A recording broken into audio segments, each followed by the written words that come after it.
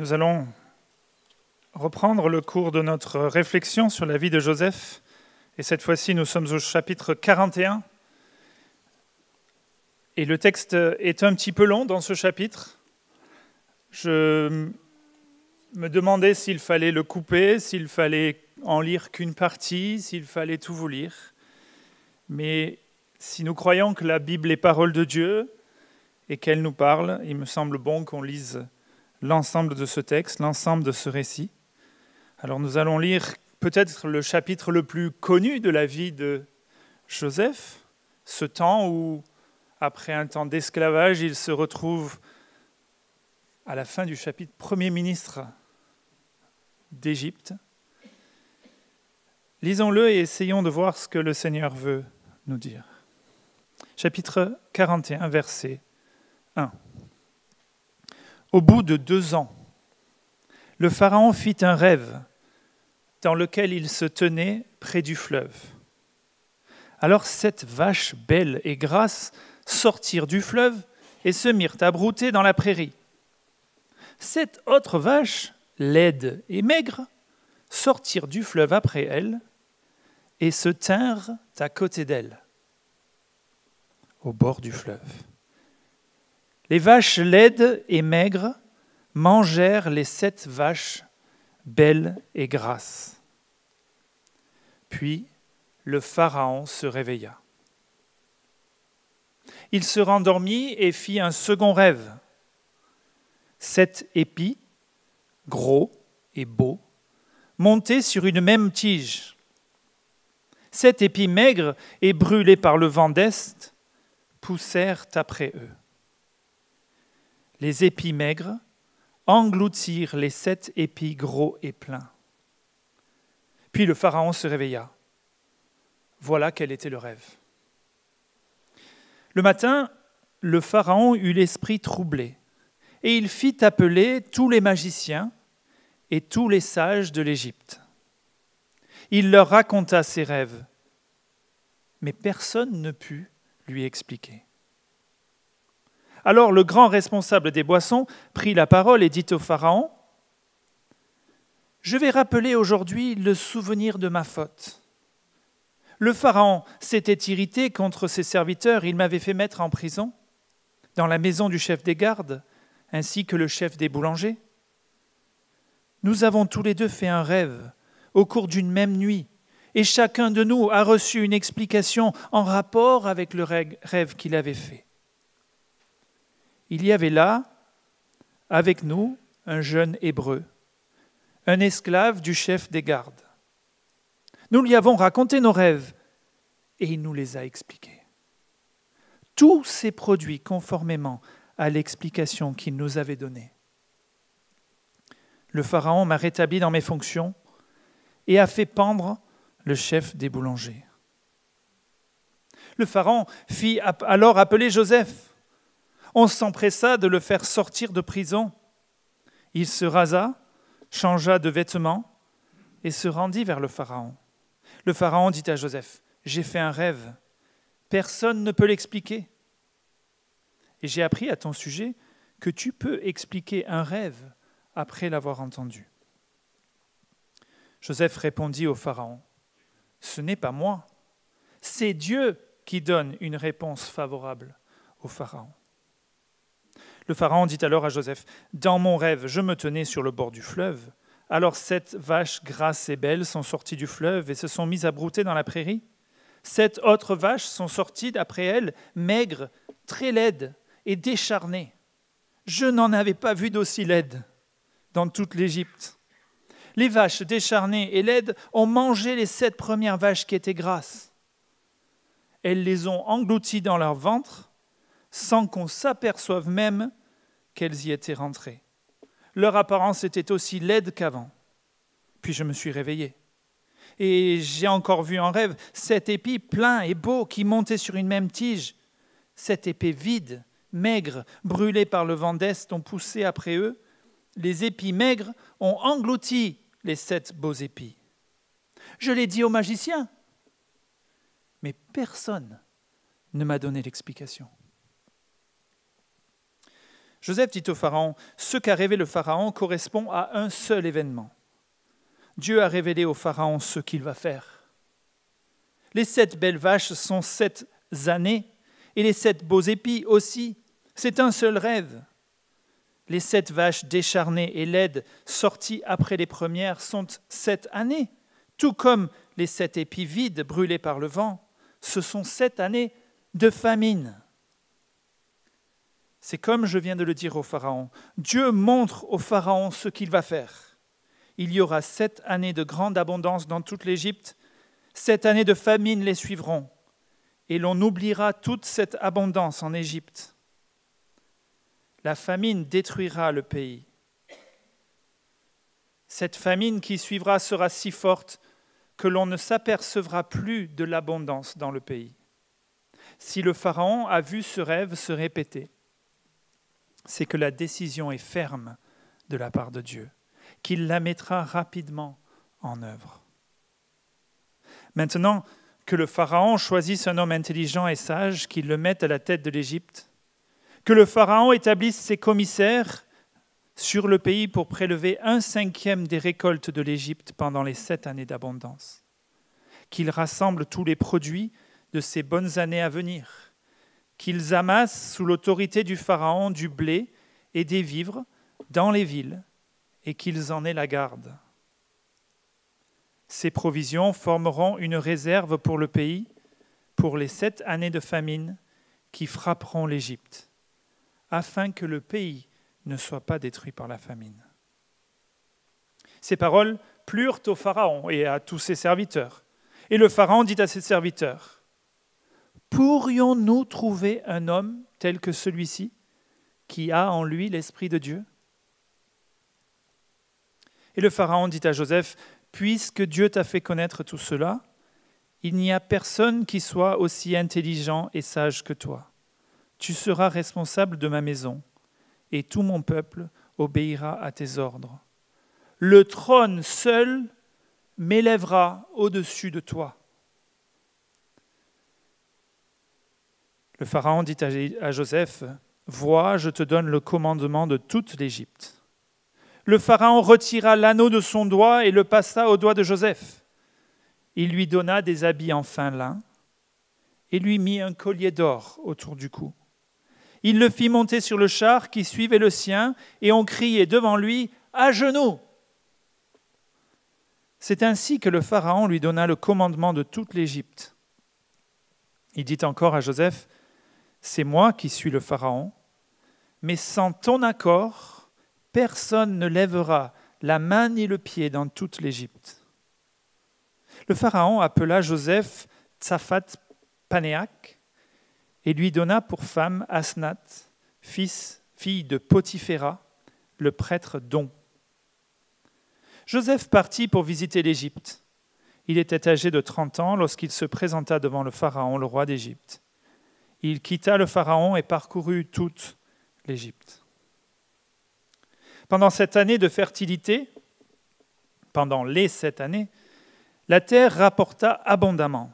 Joseph rassembla tous les produits de ces 7 années en Égypte. Il entreposa des vivres dans les villes, en mettant à l'intérieur de chaque ville les produits des campagnes environnantes. Joseph amassa du blé comme le sable de la mer, en quantité si considérable que l'on cessa de compter parce qu'il n'y avait plus de nombre. Avant les années de famine, Joseph eut 2 fils que lui donna Asnath, fille de Potiphéra, le prêtre d'On. Joseph appela l'aîné Manassé, car, dit-il, Dieu m'a fait oublier toutes mes peines et toute ma famille. Il appela le second Éphraïm, car, dit-il, Dieu m'a donné des enfants dans le pays de mon malheur. Les 7 années d'abondance qu'il y eut en Égypte passèrent et les 7 années de famine commencèrent à venir, comme Joseph l'avait annoncé. La famine régna dans tout le pays, mais dans toute l'Égypte il y avait du pain. Quand toute l'Égypte commençait aussi à avoir faim, le peuple cria au Pharaon pour avoir du pain. Le Pharaon dit à tous les Égyptiens, allez vers Joseph, faites ce qu'il vous dira. La famine régnait sur tout le pays. Joseph ouvrit tous les centres d'approvisionnement et vendit du blé aux Égyptiens, car la famine était forte en Égypte. On arrivait de tous les pays en Égypte pour acheter du blé à Joseph, car la famine était forte partout. Jusqu'ici la lecture de ce récit. Après des années de prison, après des années d'injustice, après le rejet de sa famille, dans ce chapitre, tout s'accélère. Mais il y a eu 2 ans entre le dernier verset du chapitre précédent et le premier de celui-ci, où le chef des Égyptiens était sorti en disant « Oui, je parlerai de toi au Pharaon ». Mais il est écrit le dernier verset du chapitre précédent, mais il l'oublia. Et ici, au bout de 2 ans, le Pharaon fit un rêve. Mais d'un coup, tout va s'accélérer. Il y avait les 2 rêves de l'échanson et du panetier, maintenant il y a les 2 rêves de Pharaon. On va laisser, au début du chapitre, il est en prison, à la fin du chapitre, il sera Premier ministre. De la prison au palais. Il est esclave et il est condamné à Premier ministre. On a envie de s'exclamer, si vous appréciez Joseph un peu comme moi, enfin! Il est récompensé pour ce qu'il a fait, pour son intégrité, pour sa droiture, pour sa confiance dans le Seigneur. On se dit, c'est le summum, là, c'est la fin, là. Enfin, c'est le top. Mais est-ce que c'est vraiment le cas? Si c'était le top et que c'était la fin, et que c'était ça le plan de Dieu, on s'arrêterait au chapitre 41. Il nous reste 9 chapitres dans Genèse jusqu'au chapitre 50. La situation de Joseph à la fin de ce chapitre, oui, il est Premier ministre, elle n'est pas si folichonne que ça. Il est seul, dans un pays étranger, entouré de païens qui ne croient pas dans le même Dieu que lui. Il sert un dictateur, un pharaon. J'étais dans ce texte depuis quelques semaines et je bataillais avec ça en me disant, mais qu'est-ce qu'on sort de ce texte? Qu'est-ce qu'on dit ici? Qu'est-ce qu'on tire de ce récit? Et il me semble qu'il faut qu'on se rappelle une chose, c'est que ce n'est pas Joseph qui est la star de l'histoire en fait. Déjà, quand on avait tout lu au tout début Genèse 37, verset 2, et je vous l'avais fait remarquer, il y avait écrit « les générations de Jacob », chapitre 37, verset 2. Et de suite, on commence à parler de Joseph. Mais c'est Jacob, l'héritier de la promesse. Abraham, Isaac, Jacob.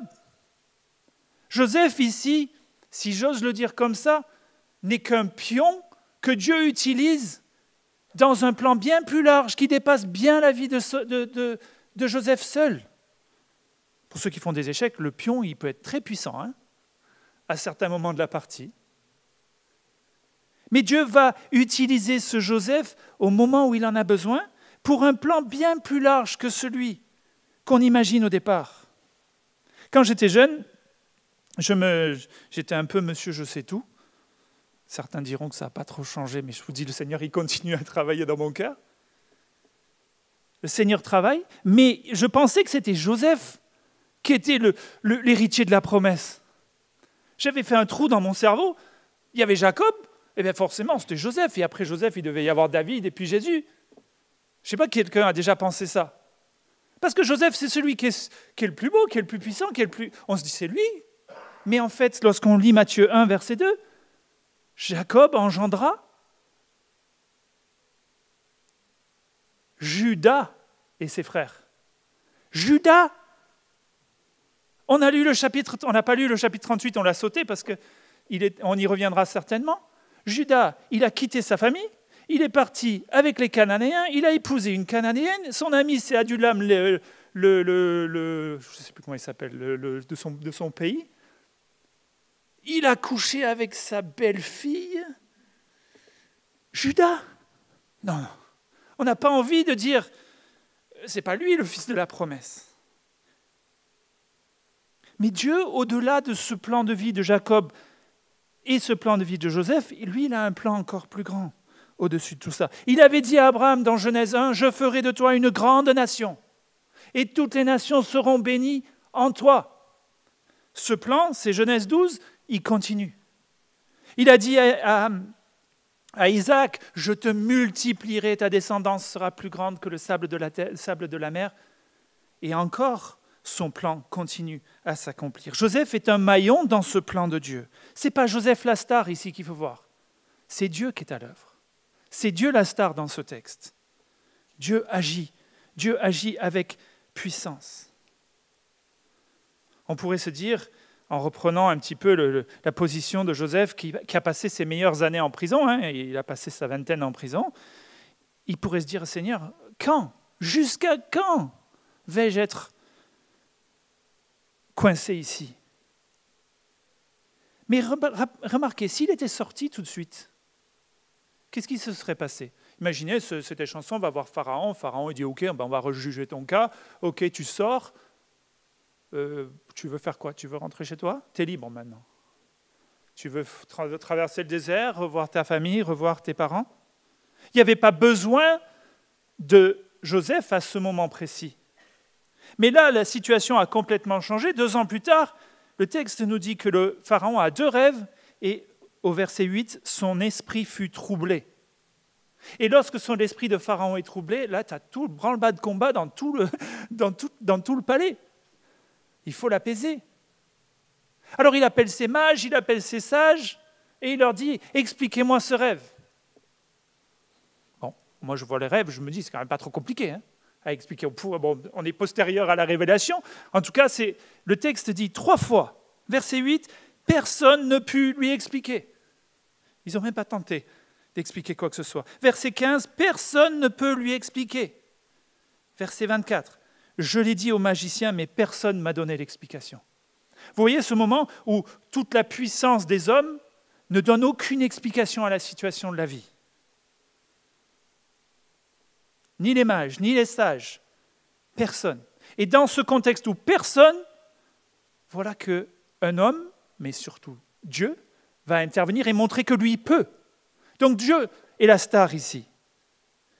D'un seul coup, la mémoire de notre ami les chansons est d'un seul coup réveillée. On ne sait pas si c'est en se disant peut-être que je pourrais obtenir une responsabilité encore plus grande auprès du Pharaon si je lui donne une réponse à ses rêves en trouvant la personne capable de le faire. En tout cas, sa parole, elle est assez claire. Je vais rappeler aujourd'hui le souvenir de ma faute. Il constate sa faute d'avoir oublié le pauvre Joseph au fond de la prison.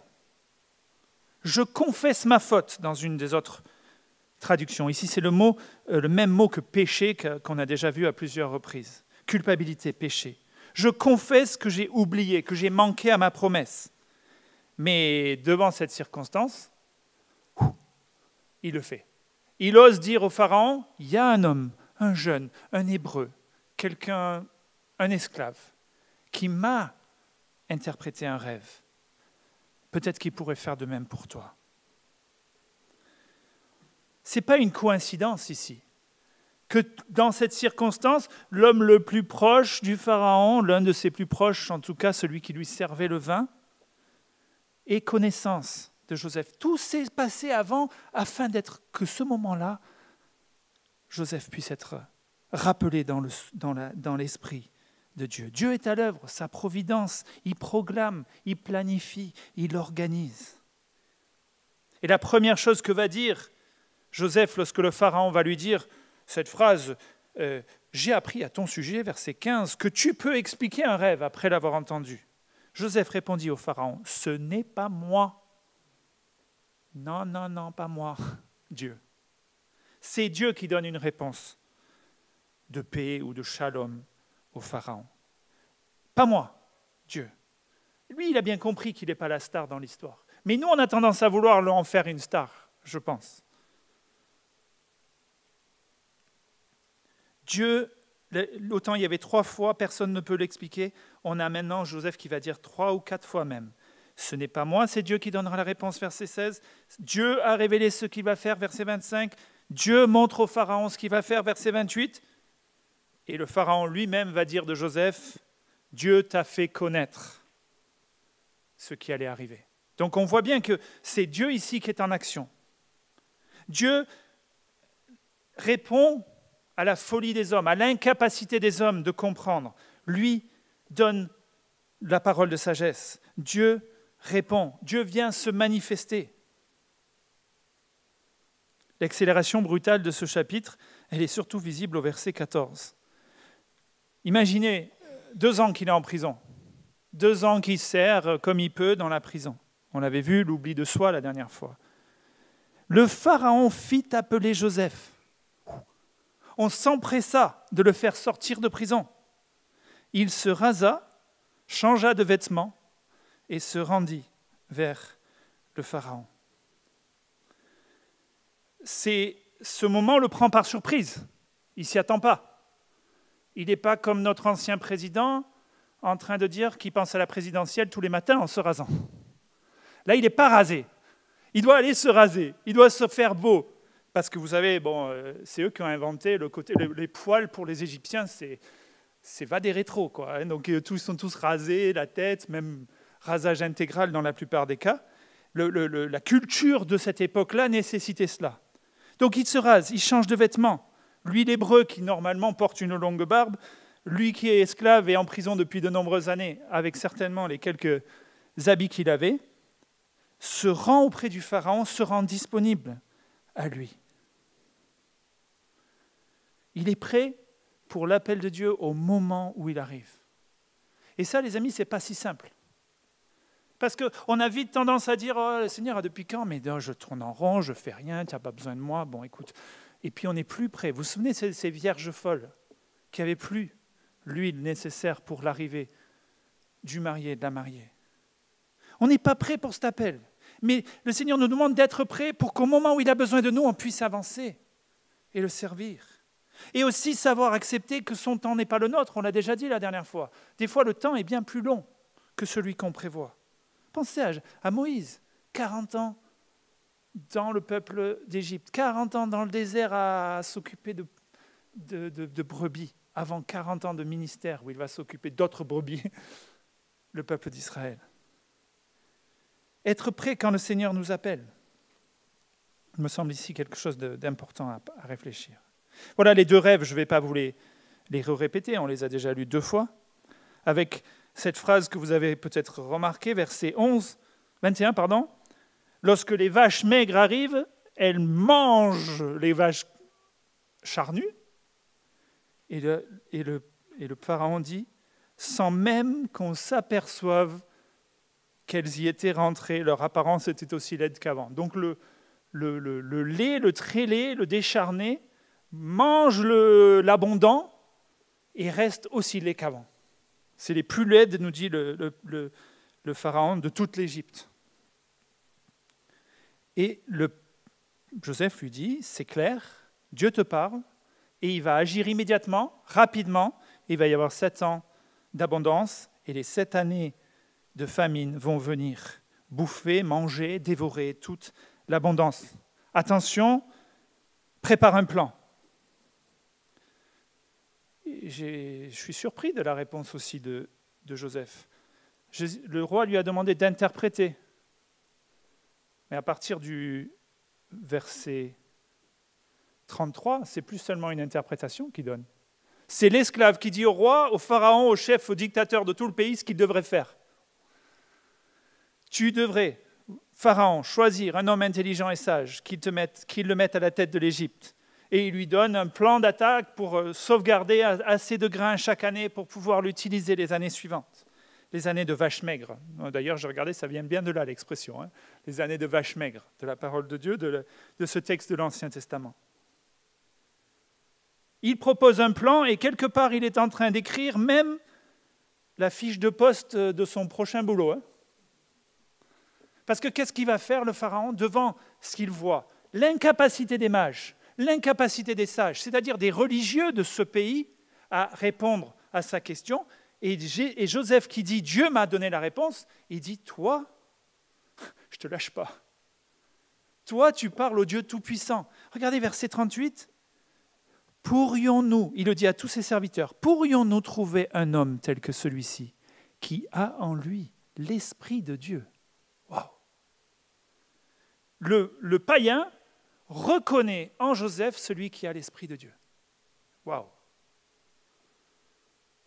Il, quelque part, reconnaît Dieu. Ça me rappelle Nabuchodonosor et Daniel à un moment, hein, sur la même histoire de songe. Nabuchodonosor, il dit, waouh, votre Dieu, c'est le vrai Dieu. Alors Pharaon va établir Joseph grand vizir, hein, numéro 2 du pays. Vous avez vu ce faste, l'habit de fin lin, le collier, le sceau, le char, le crieur devant le char qui dit « À genoux tout le monde !» Je t'établis, verset 40, responsable sur ma maison. Il avait été responsable de la maison de Potiphar. Le même mot. 25 fois, il y a le mot maison dans ces 3 chapitres. Ce n'est pas pour rien. Tout ce que Dieu avait fait par le passé de la vie de Joseph va servir. Il avait préparé ça depuis de nombreuses années. Il avait été chef de la maison de Potiphar, chef de la maison du chef des gardes, qui est traduit maison et prison. Donc les deux mots sont le même ici. Et maintenant, il devient chef de la maison du Pharaon. Il n'y a pas de coïncidence, il n'y a pas de hasard. Dieu a agi dans la vie de Joseph pour le préparer pour ce moment-là.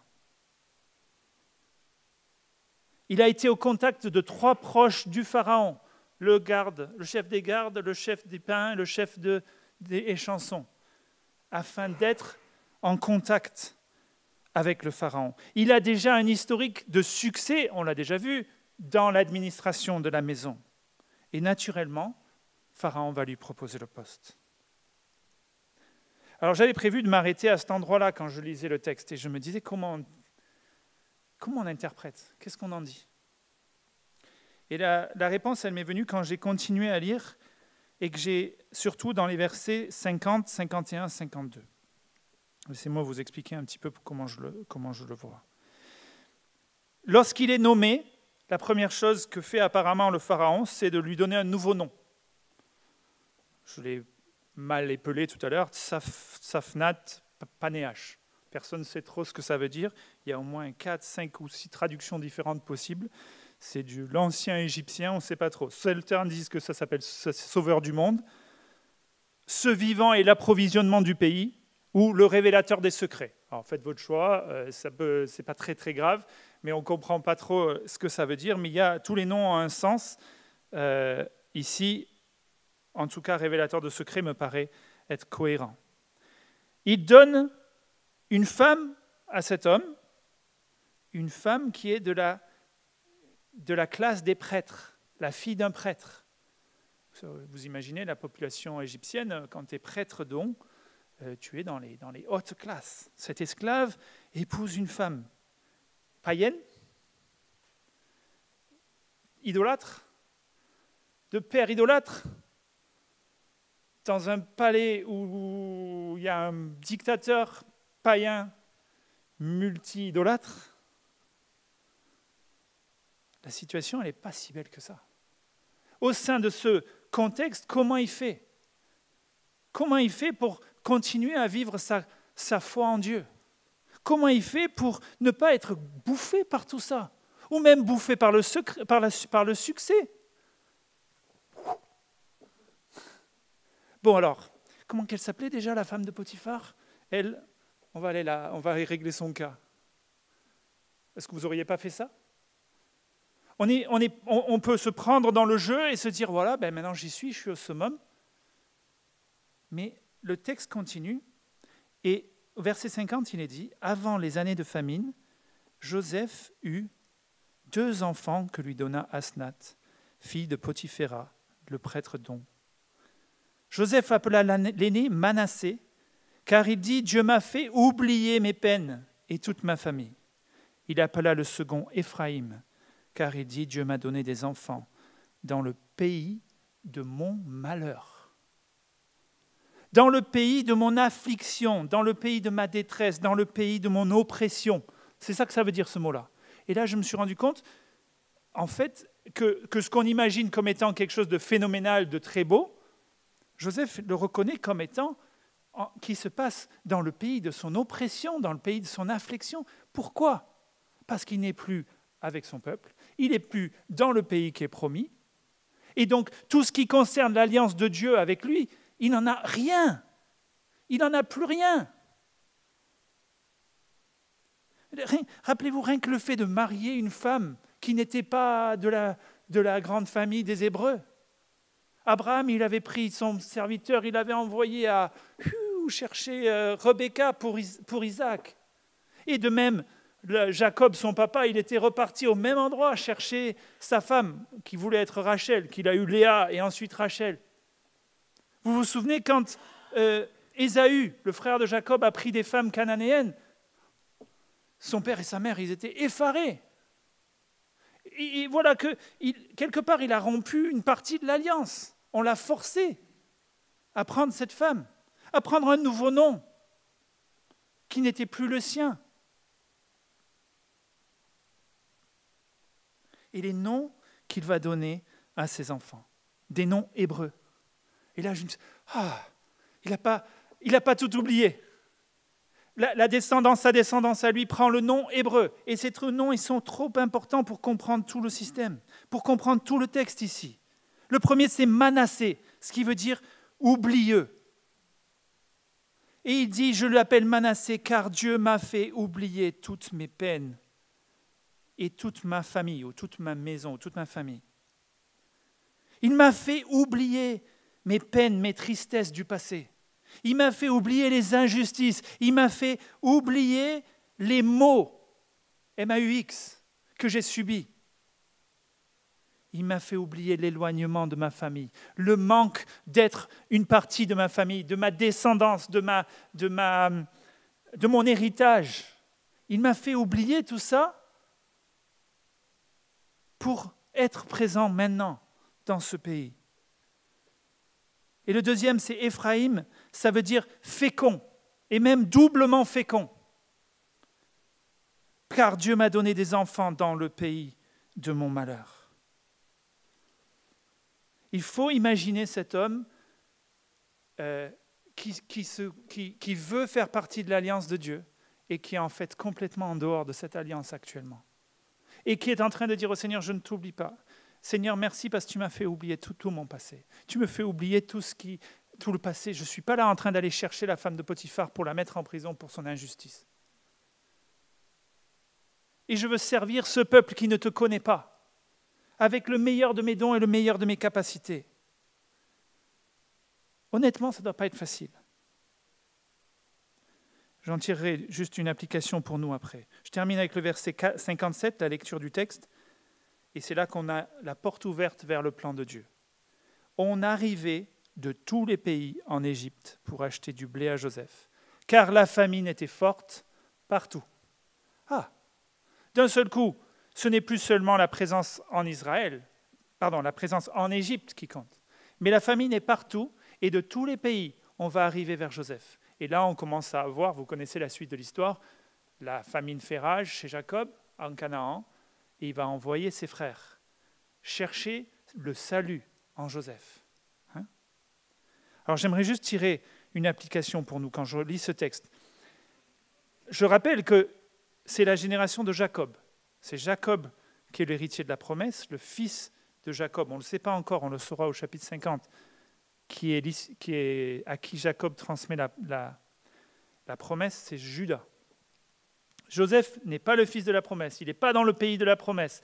Il est entouré d'une femme égyptienne. Il a tout le pouvoir, la gloire et la richesse qui pourraient le séduire et l'empêcher de connaître Dieu. Il est toujours, à mon avis, esclave d'une certaine manière. Il est peut-être le plus haut des esclaves, mais il est esclave d'un patron païen, Pharaon, dans un pays païen, dans une terre païenne, je le répète, avec une culture et des cultes qui sont complètement éloignés de lui. Il est séparé de sa famille, il est séparé de sa terre. Il est dans un pays d'affliction. D'ailleurs, à la fin de sa vie, il dira, s'il vous plaît, ramenez mes os à Canaan. Et d'ailleurs, c'est ce pourquoi il est reconnu comme un homme de foi dans Hébreux 11. Parce que sa terre, sa vie, c'était pas ici, c'était là-bas. Mais il ne l'a pas vécu. C'est ses os qui y sont retournés. Quand je parlais d'un pion, il a servi sans le vivre. Je n'ai pas envie de vous dire que la leçon, c'est soyez fidèles, soyez intègres envers Dieu, et le Seigneur vous élèvera en gloire en prospérité, avec une autorité dans le monde, au milieu des païens. Ce n'est pas ça la leçon qu'on reçoit ici. La leçon, c'est que, ça serait une leçon de matérialisme ou de prospérité. Cette situation est affliction pour Joseph. Mais ce qu'on voit, c'est que Dieu est à l'œuvre et que Dieu il continue à sauver la lignée d'Abraham, d'Isaac et de Jacob. Il va sauver son peuple et il va utiliser ce Joseph à cet endroit-là, dans un endroit de difficulté pour lui. Dieu est en contrôle et il accomplit son plan. L'application, ce n'est pas « soyez intègres, vous aurez des responsabilités ». L'application, c'est dans notre vie chrétienne, dans une société païenne autour de nous qui n'a pas les mêmes valeurs que nous. Comment est-ce que je fais preuve de discernement, de sagesse? Comment je choisis mes batailles? Celles sur lesquelles je vais me battre, celles sur lesquelles je vais laisser couler. Il aurait pu dire « Pharaon, j'en veux pas de ta femme ». Il aurait pu ne la refuser d'une certaine manière. Ou je refuse de travailler sous toi, tu n'es qu'un despote. Regardez ces valeurs, tu sais, ouais, moi. Mais d'une certaine manière, il a choisi ses combats. Mais quand les enfants sont arrivés, il a dit, ces enfants font partie, du peuple de Dieu, font partie du peuple de l'Alliance. Ils auront ces noms qui rappellent ce que l'Éternel a fait. Il nous encourage ici à servir Dieu dans un contexte païen et de faire de bons choix. Le texte d'1 Pierre 2 qu'on a lu en études bibliques, que je ne connaissais pas d'ailleurs très très bien, mais que ce n'est pas quelque chose qu'on citait tout le temps dans ma famille, 1 Pierre 2, paraît que pour certains c'est un texte qu'on dit. Honorez tout le monde, 1 Pierre 2, 17, aimez les frères, craignez Dieu, honorez le roi. Cette phrase à la fin, là, honorez le roi. Dans un contexte où le roi n'est pas forcément celui qu'on aimerait avoir. Ce n'est pas celui qui a particulièrement les mêmes valeurs que nous. Honorez le roi. Dès lors qu'il ne l'amène pas à pécher contre l'Éternel.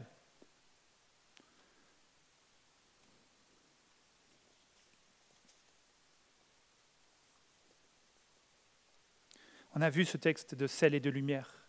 On a vu que nous devions être sel et lumière dans un monde pourri, décadent. Il faut que nos convictions, nos valeurs, elles soient là, elles soient visibles. Il faut que ça modèle nos paroles, il faut que ça modèle nos actes. Mais attention à ne pas devenir odieux, méprisant, détestable, simplement pour faire passer un message. Il me semble ici que dans ce contexte, il a continué à honorer Dieu en toutes choses. Philippiens 2, on va le lire ensemble parce qu'il fait une... Vous avez remarqué qu'il n'y a pas d'affichage de versets. Je crois que l'ordinateur a eu trop chaud. Philippiens 2, verset 12. Ainsi, mes bien-aimés, comme vous avez toujours obéi, travaillez à votre salut avec crainte et tremblement, non seulement comme en ma présence, mais bien plus encore maintenant que je suis absent. Donc c'est Paul qui écrit aux Philippiens. Car c'est Dieu qui produit en vous le vouloir et le faire selon son bon plaisir. Faites toutes choses sans murmure ni hésitation, afin que vous soyez irréprochables et purs. Des enfants de Dieu, irrépréhensibles, au milieu d'une génération perverse et corrompue, parmi laquelle vous brillez comme des flambeaux dans ce monde. Et là, Joseph brille comme un flambeau. Dans un monde pourri, il veut briller comme un flambeau. Alors, je dois me rappeler, et on doit se rappeler tous, qu'on est pèlerins, voyageurs sur cette terre. On n'est pas de ce monde, dit Jésus. Vous êtes dans le monde, mais vous n'êtes pas du monde, dans Jean 17. On est citoyens du ciel. On a une autre perspective. Et c'est les yeux fixés sur celle-là qu'on avance dans ce monde pourri. Qu'on marche ici-bas en ayant les yeux fixés sur Jésus, sur la cité céleste qui est promise, Hébreux 11, la communion éternelle avec Dieu en Jésus-Christ. Mais si je veux avancer sur ce chemin, et c'est la deuxième application, je dois savoir que Dieu est aussi capable de nous faire oublier toutes les afflictions de ce monde, parce qu'il va y en avoir. Mais Dieu est capable de nous les faire oublier, de les guérir en nous.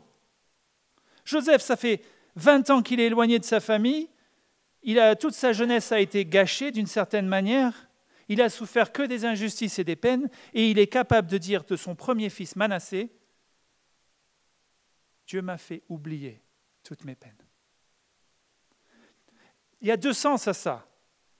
Me fait oublier mon péché, ce que j'ai fait. Des fois, il y en a des gens qui vivent dans la culpabilité de leur péché passé pendant des années. Je dis, tu te prends pour qui? Si tu as reçu le pardon de Dieu sur ton péché, qui es-tu pour continuer à t'accuser de ce péché toi-même? Tu serais au-dessus de Dieu? On vit parfois dans cette culpabilité, cette peur, ce désarroi de choses qu'on aurait fait dans le passé. Lorsque Dieu nous a pardonné à la croix, on a reçu un pardon total, entier. Il a éloigné de nous nos péchés aussi loin que l'Orient et de l'Occident. Ne vivons plus dans ce que j'ai fait dans le passé. Mais aussi, ne vivons pas dans ce qu'on m'a fait dans le passé. C'est pas facile de se pardonner, c'est pas facile de pardonner aux autres.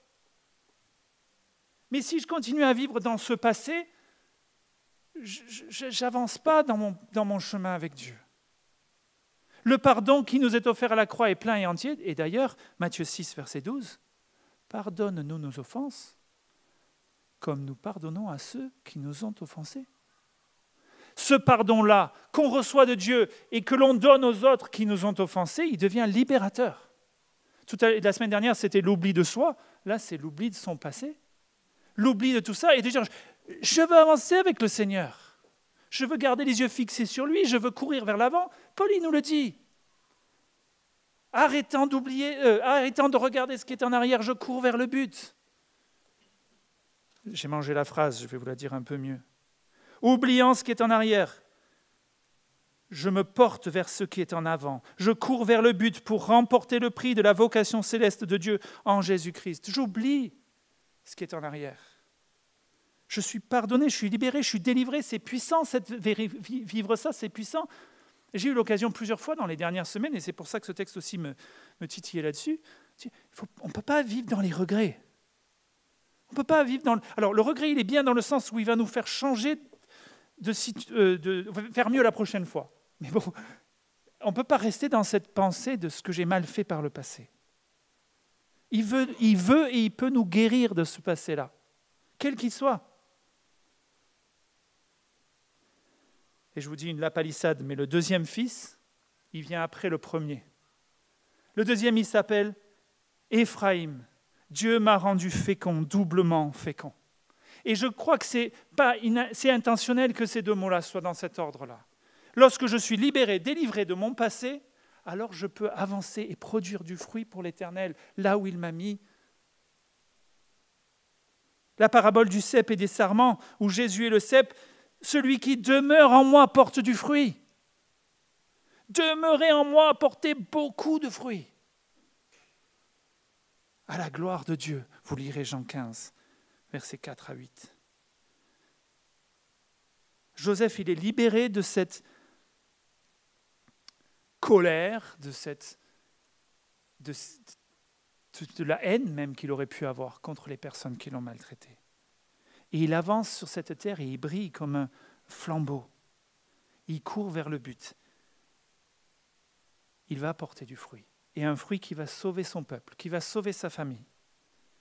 Et nous, en Christ, libérés de notre péché, on court vers le Christ, on avance et on porte du fruit pour lui et du fruit pour l'éternité. Amen. Prions.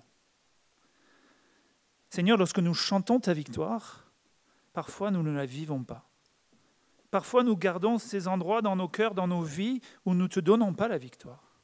Alors Seigneur, donne-nous cette victoire totale sur nos passés, sur notre péché passé, sur les afflictions que nous avons vécues ou que nous continuons à vivre, sur ce que d'autres ont pu nous faire. Seigneur, c'est libéré de cela que nous voulons avancer pour produire du fruit pour toi, pour briller de mille feux dans un monde de ténèbres.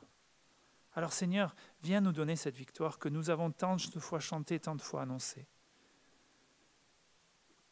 Tu le veux et tu le peux.